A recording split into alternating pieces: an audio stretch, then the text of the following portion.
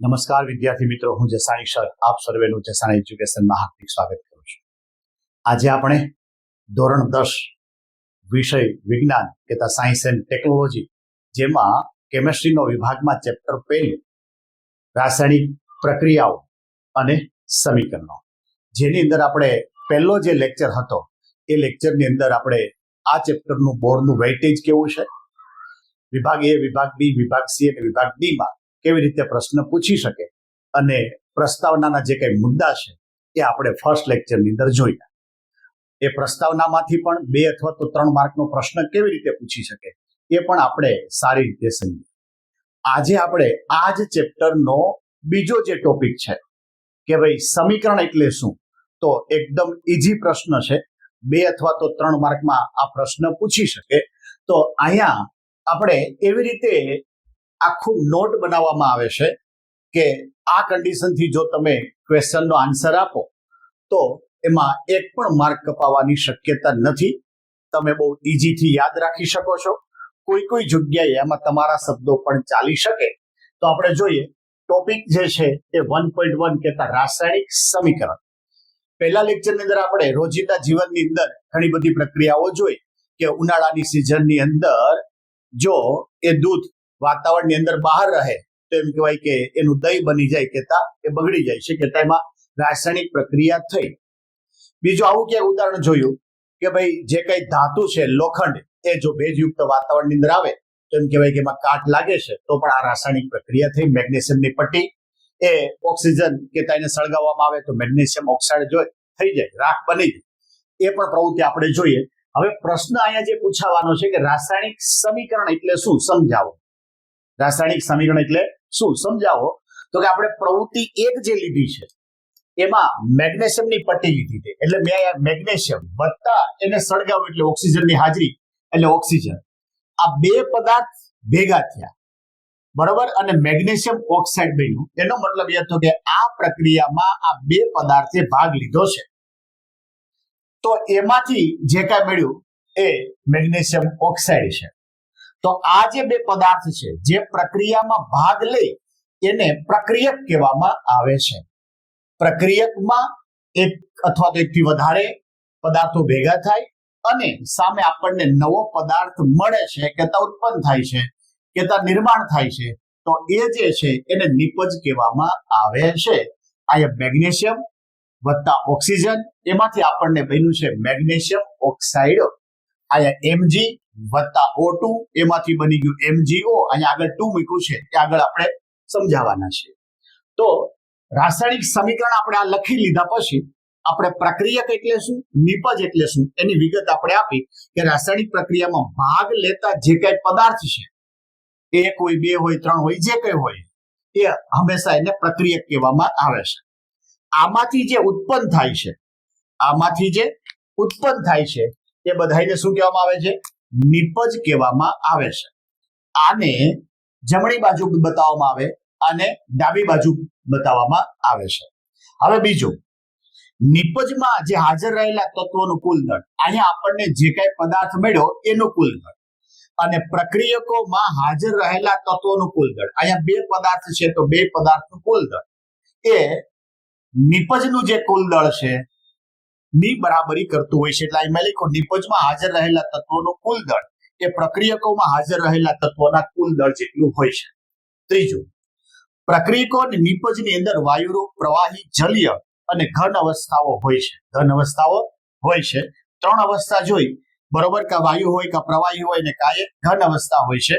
તો એ 3 માટે તો આપણને શબ્દ ખબર છે કે વાયુ તો એમાં ગેસ એટલે G લખાય, પ્રવાહી એટલે લિક્વિડ એટલે L લખાય, અને ઘન પદાર્થ એટલે સોલિડ એટલે S લખાય. આ જે જલીય છે એ જલીય માટેનું પણ આપણે અલગથી એનું વાક્ય આપણે લખવું પડે. તો એ જલીય કોને કહેવાય, તો કે પાણીમાં રહેલા દ્રાવણમાં પ્રક્રિયક અથવા તો નિપજ હાજર હોય. પાણીમાં બનાવેલા દ્રાવણમાં પ્રક્રિયક અથવા તો નિપજ હાજર હોય તો એને જલીય કહેતા AQ શબ્દ લખી શકાય છે. એટલે સમીકરણ જ્યારે તમે બનાવવાનું આવે ત્યારે એ સમીકરણમાં કોઈ પદાર્થ વાયુરૂપ હોય તો એની બાજુમાં G કરાય, જો કોઈ પદાર્થ પ્રવાહી રૂપ હોય તો એની બાજુમાં L કરવો પડે, સામે પછી નિપજની અંદર એ કદાચ જલીય હોય તો એ AQ આપણે બતાવવું પડે. એટલે રાસાયણિક પ્રક્રિયાના ગુણધર્મ થયા છે. બીજું, પહેલો ગુણધર્મ છે એ રાસાયણિક પદાર્થમાં જે કઈ ભાગ લે છે એને પ્રક્રિયક કહેવાય. એમાં જે કઈ ઉત્પન્ન થાય એને નિપજ કહેવાય છે. બંને તરફના કુલ દળનો સરવાળો કેટલો હોય છે? સરખો હોય છે.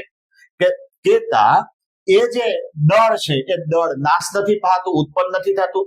ત્રીજું, પ્રક્રિયક અને નિપજની અંદર પ્રવાહી, જલીય અને વાયુ અને ઘન અવસ્થા એને અનુક્રમે વાયુ હોય તો G, પ્રવાહી હોય તો L, જલીય હોય તો AQ અને ઘન પદાર્થ હોય તો S વડે બતાવવામાં આવે છે. ઘણી વખત આ પ્રક્રિયા માટે તાપમાન જરૂરી હોય, દબાણ જરૂરી હોય, ઉદ્દીપક જરૂરી. ઉદ્દીપક એટલે પ્રક્રિયાને એમ કહેવાય કે ઝડપી બનાવે છે. આવા કોઈ પદાર્થો જો જરૂર હોય તો આ તીરની ઉપર અથવા તો નીચે અથવા ઉપર અને નીચે, ઘણી વખત બે વસ્તુ આપણે બતાવી હોય તો એક ઉપર બતાવી પડે, એક નીચે બતાવી પડે, તો ઉપર અથવા તો નીચે તરફ લખવામાં આવે છે. હવે આપણે અહીંયા જોયું 1, 2, 3, 4, 5 અને 6 મુદ્દા લખ્યા.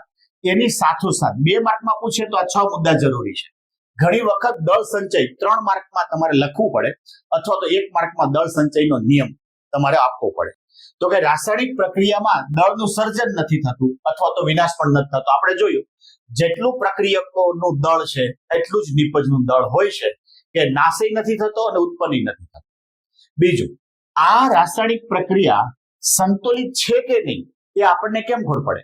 તો કે રાસાયણિક પ્રક્રિયામાં જમણી બાજુ એટલે પ્રક્રિયક અને નિપજ એટલે ડાબી બાજુ, એમ બંને તરફના જે કઈ તત્વો છે એના પરમાણુની સંખ્યા સમાન હોવી જોઈએ. અહીંયા જો Mg છે, અહીંયા O2 છે. હવે અહીંયા ખરેખર જો હું MgO લખું તો Mg એક જ છે, પણ ઓક્સિજન એક છે, આ બાજુ 2 છે. એ ઓક્સિજન 2 કરવા માટે મારે અહીંયા 2Mg કરવા પડે.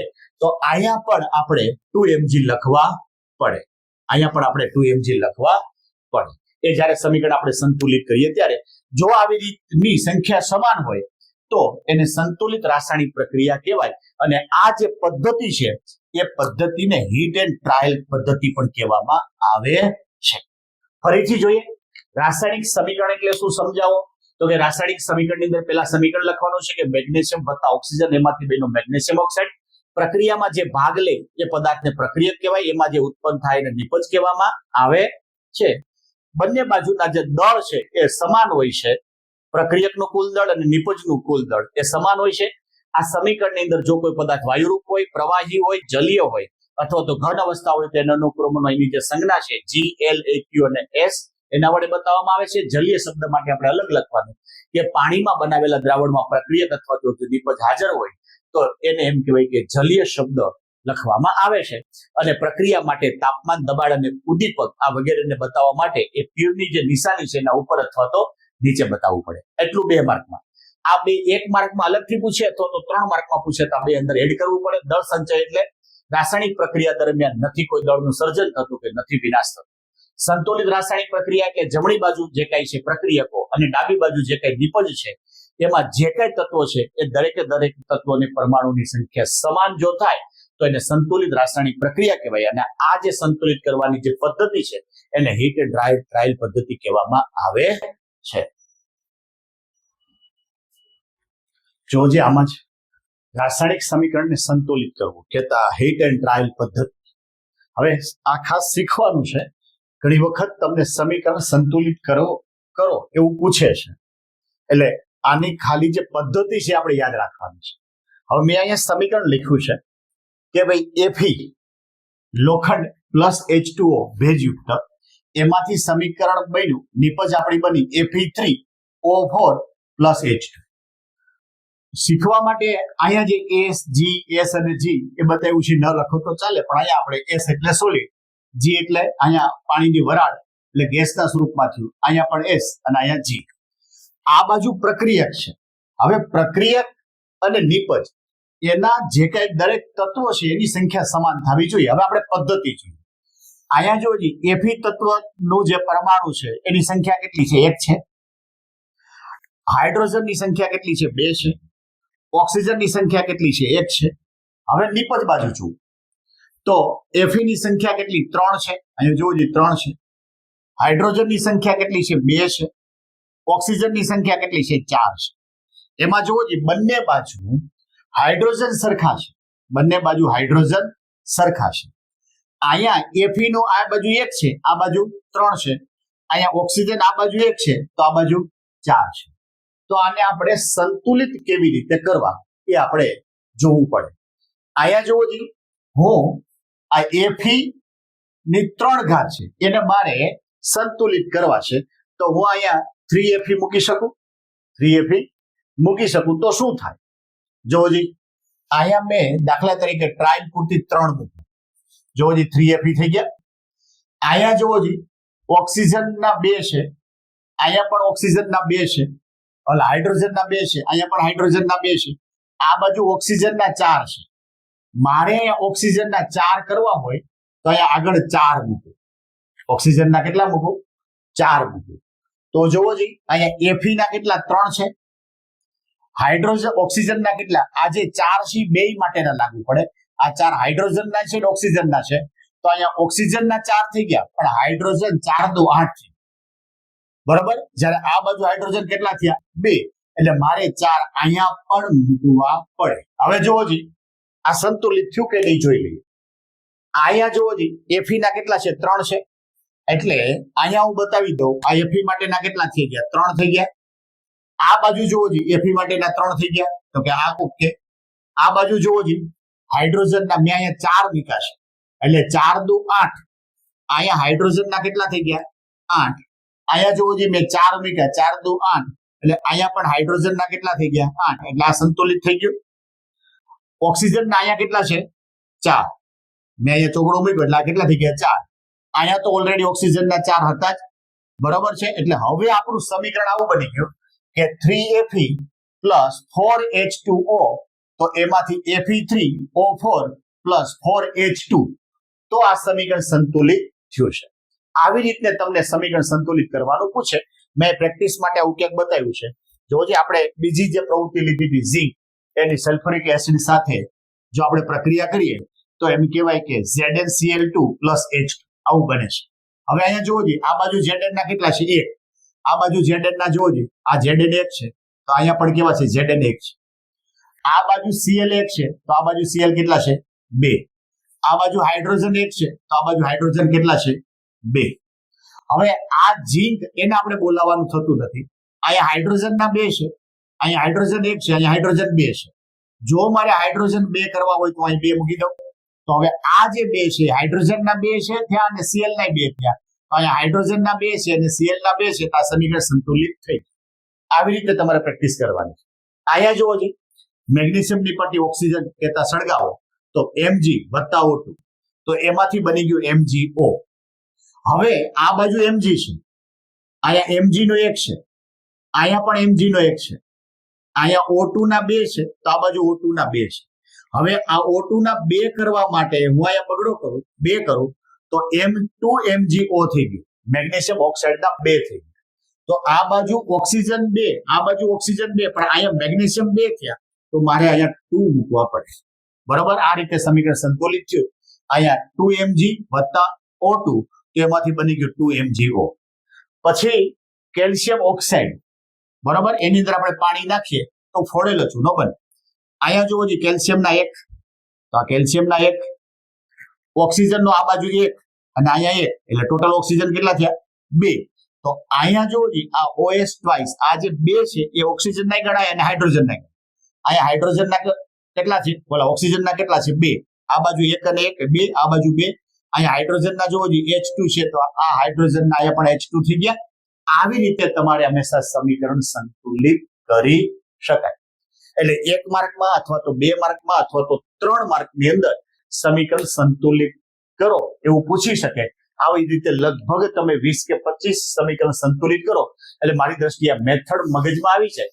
એકવાર આ મેથડ મગજમાં આવી ગયા પછી ભૂલી શકાતી નથી. એટલે આજના આપણે આ લેક્ચરની અંદર ટોપિક 1.1 રાસાયણિક પ્રક્રિયાઓ, જેની અંદર આપણે એક પ્રશ્ન લીધો છે અને એક આપણે સમીકરણ કેવી રીતે સંતુલિત કરવું એ લીધું છે. આ સમજાવવા માટે એમ કહેવાય કે એટલા વર્ષોના અનુભવને આધારે અમે આ જે પદ્ધતિ અપનાવી છે એક્ઝેક્ટ બોર્ડને અનુરૂપ છે કે તમને જ્યારે બોર્ડમાં ક્વેશ્ચન પૂછે ત્યારે એ ક્વેશ્ચન તમે કેવી રીતે લખો કે જેના કારણે તમારા એક પણ માર્ક્સ ન કાપી શકે, તમે સરળતાથી એની પ્રિપેરેશન કરી શકો અને સરળતાથી એના યોગ્ય સમયની અંદર તમે આન્સર લખી શકો એવા પ્રકારની આ પદ્ધતિ આપણે અપનાવી છે. તો આની અચૂક નોટ પણ આપ બનાવજો અને બીજા ઘણા બધા વિદ્યાર્થીને આનો ફાયદો મળે એ માટે અમારી જે ચેનલ છે ચેસાણી એજ્યુકેશન ચેનલને લાઈક, શેર અને સબસ્ક્રાઇબ કરવાનું પણ ભૂલતા નહીં.